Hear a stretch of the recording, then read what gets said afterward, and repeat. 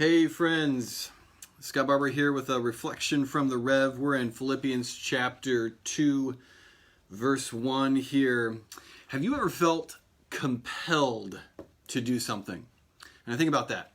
To be compelled to do something. What does that mean? To be compelled is like to have this sense of force, like you're being pushed, like I have to do this. Like there's something, a force behind you, a power behind you, and it's moving you to do something, and you can't help but do it.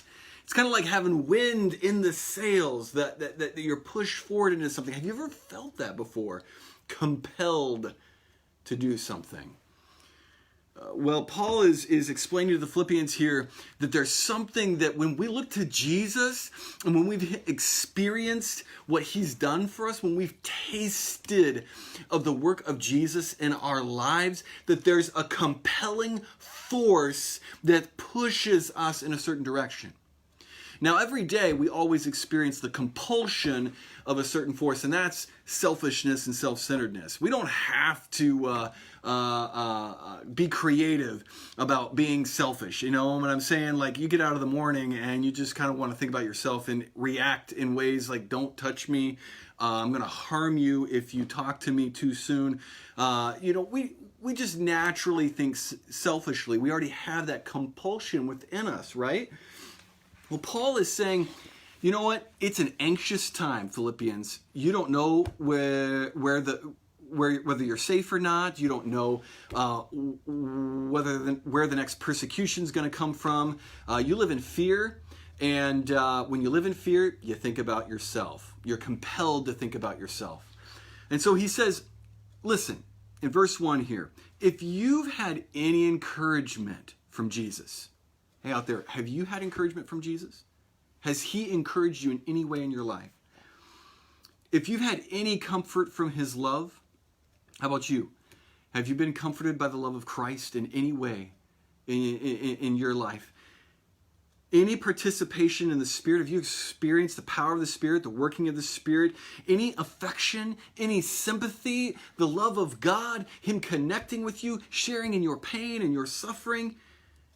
Then complete my joy by being of the same mind, having the same love, being of full accord, and of one mind. Now, Paul's saying here, I know the force that selfishness has when you're in fears, in the fear mode, when you're in survival mode. I know the selfish force that's at work. But has not Christ done anything to compel you? Look to Christ. Look to the encouragement that he's provided you. Look to the love that he's given you. Look to the sympathy as he's stepped into your pain with you. Look to Jesus. And when we do, there is a force, there's a movement in you and I to love. To think of those people in our lives that we work with, that we live with, that we live around, to think of them as we're on the same team. We're in this boat together. That you're not my enemy. There is an enemy, but you're not that enemy. There's this compulsion that when we look to Jesus, what he's done, how he's treated us, how he enters our life and shares our pain with us, that affection compels us. It's a force behind us, pushing us to think of those around us as we're on the same team. If they suffer, I suffer. And so, friends, I want to encourage us as we're in this season now, especially in our community of Worthington, and the fears are heightened. The fears are heightened with the needs and the spread of the virus, but also economic circumstances that we're under. There's tensions that rise in terms of meeting everybody's needs. We're on the same team, friends. Look to Christ. Your fear will lead you to think about yourself, which will cause us to harm each other. And you know what happens?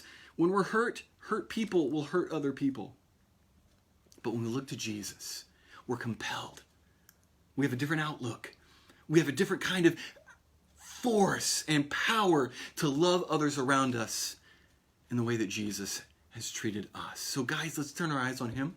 Not on our fear, not on ourselves. Let's keep them on Jesus. And let's let's be a team. Let's love each other well. I hope you have a blessed day.